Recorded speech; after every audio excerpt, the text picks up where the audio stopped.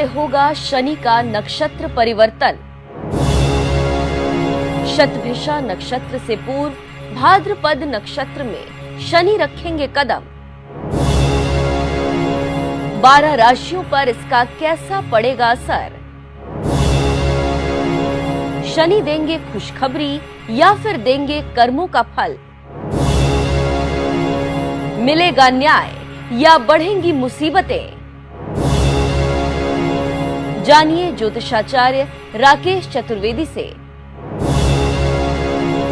सिर्फ NMF news पर।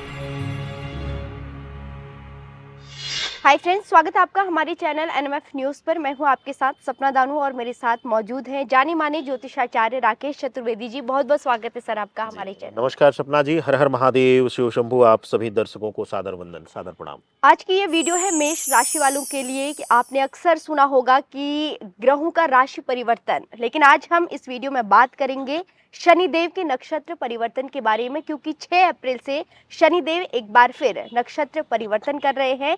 और हम देखते हैं कि जब जब शनि अपना नक्षत्र परिवर्तन करते हैं तब तब व्यक्ति के जीवन में अच्छे बुरे जो है परिणाम देखने को मिलते हैं। और ऐसे में आज हम जानेंगे आचार्य जी से कि अगर 6 अप्रैल से जब शनिदेव अपना नक्षत्र परिवर्तन करेंगे तो मेष राशि पर उसका क्या प्रभाव पड़ेगा, आपके पर्सनल लाइफ से लेकर प्रोफेशनल लाइफ तक, आपके हेल्थ पर उसका क्या प्रभाव पड़ेगा, आखिरी में उपाय भी बताएंगे। लेकिन उसके लिए आपको हमारी वीडियो के अंत तक हमारे साथ जुड़ना होगा। आचार्य जी, सबसे पहले तो शनि के जो है नक्षत्र परिवर्तन के बारे में हमारे दर्शकों को बता दीजिए। जी बिल्कुल, बहुत बहुत धन्यवाद सपना जी, इतने महत्वपूर्ण विषय को लेकर के इस मंच पर लाने के लिए। हम जब ग्रहों के परिवर्तन की बात करते हैं सपना जी, तो हम ये भूल जाते हैं कि राशियां तो हम बता देते हैं और पता चलता है कि 2.5 वर्ष अगर शनि एक राशि में रहने वाला है तो फिर हम लोग, कई बार हम लोगों के मन में प्रश्न आता है जब हम लोग प्रेडिक्शन चेंज करते हैं कि इस महीने में ये परिवर्तन है, तो लोग कमेंट करते हैं कि ये इसका आधार क्या है। तो इसका आधार होता है नक्षत्र, क्योंकि नक्षत्र मूल घर है। जिसके भी नक्षत्र में जो ग्रह रहेगा, हर नक्षत्र का एक एक स्वामी है, हर जैसे ग्रह हैं उन्हीं ग्रहों का स्वामित्व उन नक्षत्रों पर भी होता है। कुछ देव उसके अलग से निर्धारित किए गए हैं। तो इसी प्रकार से जब नक्षत्र परिवर्तन हो जाता है तो उस राशि में रहते हुए भी भाव बदल जाते हैं, यानी कि उसका फलित बदल जाता है सपना जी। तो 6 अप्रैल से लेकर के 3 अक्टूबर तक शनिदेव जो है शतभिषा नक्षत्र से निकल करके पूर्वा भाद्रपद नक्षत्र में परिवर्तन कर रहे हैं। और पूर्वा भाद्रपद नक्षत्र जो है वह गुरु का नक्षत्र है, यानी शनि गुरु का मिलन हो रहा है। यानी धर्म ध्वजा और धर्म ध्वजा के रक्षक, यानी एक कर्म गुरु और एक धर्म गुरु, दोनों का मिलन हो रहा है। तो जाहिर सी बात है, तहलका तो कुछ होगा ही होगा। जी बिल्कुल। इसी के चलते आगे बढ़ते हुए बात कर लेते हैं कि इसका असर मेष राशि वालों के स्वास्थ्य पर कैसे पड़ेगा, क्योंकि स्वास्थ्य तो सब कुछ है। और स्वास्थ्य में इसका क्या असर देखने को मिल सकता है? देखिए, स्वास्थ्य कारणों से अगर बात किया जाए मेष राशि वालों के लिए, मेष राशि के एकादश भाव में विराजमान रहेंगे शनिदेव और वहां पर वह नक्षत्र परिवर्तन कर रहे हैं। एकादश भाव में विराजमान रहते हुए जब नक्षत्र परिवर्तन हो रहा है, ऐसी स्थितियों में स्वास्थ्य के लिहाज से, क्योंकि गुरु के नक्षत्र में जा रहे हैं और गुरु के घर में राहु बैठे हुए हैं वर्तमान में, यानी कि मीन राशि में राहु विराजमान है वर्तमान गोचर में। तो ऐसी परिस्थितियों में देखने को मिलेगा सपना जी कि थोड़ा बहुत स्वास्थ्य में कुछ न कुछ उठा पटक देखने को मिलेगी, लेकिन बहुत बड़ा कोई हानि या बहुत बड़ी कोई डरने की बात स्वास्थ्य कारणों से नहीं रहेगी, क्योंकि शनि जो है वह गुरु के नक्षत्र में जा रहे हैं। तो ऐसी स्थितियों में कुछ हड्डियों से संबंधित या फिर स्किन से संबंधित भी रोग इत्यादि किसी को हो सकते हैं।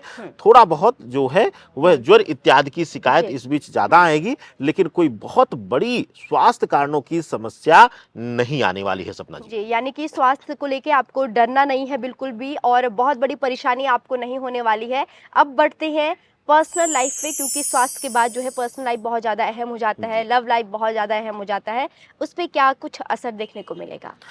बिल्कुल सपना जी, देखिए गुरु के नक्षत्र में जा रहे हैं। पूर्वा भाद्रपद नक्षत्र जो है वह गुरु बाहुल्य नक्षत्र, यानी गुरु का प्रभाव, प्रभुसत्ता उस पर ज्यादा रहती है। तो इस लिहाज से देखा जाए कि शनि गुरु का जब भी मिलन होता है तो वैवाहिक जीवन में सबसे ज्यादा तहलका मचाते हैं। और खास करके शनिदेव जो हैं वह कर्म फलदाता हैं सपना जी। कर्म फलदाता होने के नाते दर्शकों एक बात विशेष ध्यान रखिएगा, यहाँ पर आप लोग अन्यथा में मत लीजिएगा, सीधा सा हिट करेंगे कर्मों पर। कैसे करेंगे? अगर किसी के अंदर चारित्रिक दोष है, जी। पार्टनर के साथ धोखा कर रहा है, धोखे की भावना से किसी से जुड़ा हुआ है, या फिर किसी से धोखे की भावना से वह जुड़ा हुआ है, यानी कि जिससे जुड़ा हुआ है थर्ड पार्टी से, उससे भी धोखे की भावना से जुड़ा हुआ है, तो ऐसी स्थितियों में उसके साथ देखने को मिलेगा कि कुछ न कुछ उसको दंड संहिता का शिकार होना पड़ेगा। हो सकता है चाहे पत्नी ही केस कर दे, या फिर जिसके साथ रिलेशन में हो वही कुछ बवाल कर दे और घर पे आकर मारपीट करने की भी नौबत ना आ जाए।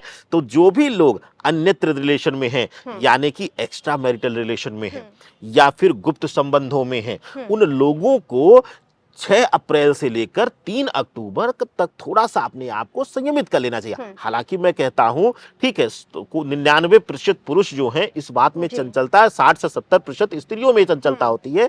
मैं नहीं कहता कि आप एकदम से अपनी शौक को खत्म करें, लेकिन कम से कम शौक को, बहुत किसी भी चीज का चरम जो होता है सपना जी, वह अति जो होता है वह बहुत विनाशकारी होता है। तो इस बीच जो अति कर रहे हैं आप, उस पर थोड़ा सा संयम बरतें। इसके साथ ही वह लोग सपना जी जो वैवाहिक बंधन में जुड़ने के लिए सोच रहे थे, वैवाहिक जीवन में जुड़ना चाह रहे थे और रुकावट आ रही थी, कुछ न कुछ जो है अड़चन आ ही जा रही थी उनके जीवन में, रुकावटें आ रही थी, उनके लिए अभी भी अवरोध आएगा ही आएगा। यानी कि वैवाहिक बंधन में अगर बनना चाह रहे थे आप, तो 3 अक्टूबर तक शांत होकर बैठ जाइए, कहिए कि प्रभु इस बीच जो रिश्ते आएंगे उसको देखते रहेंगे, लेकिन अभी फाइनलाइज करने का विचार मत करिए। फाइनलाइज कर लेंगे तो हो सकता है कि 3 अक्टूबर के बाद की सगाई की डेट रखें, तो हो सकता है सगाई के एक दिन पहले ही कैंसिल हो जाए। तो ऐसी स्थितियां, ऐसी परिस्थितियां जनरेट कर देंगे, यानी उत्पन्न कर देंगे। तो थोड़ा सा संबंध भाव में सचेत रहने की जरूरत रहेगी सपना जी। बिल्कुल, शनिदेव को न्याय का देवता कहा जाता है और वो व्यक्ति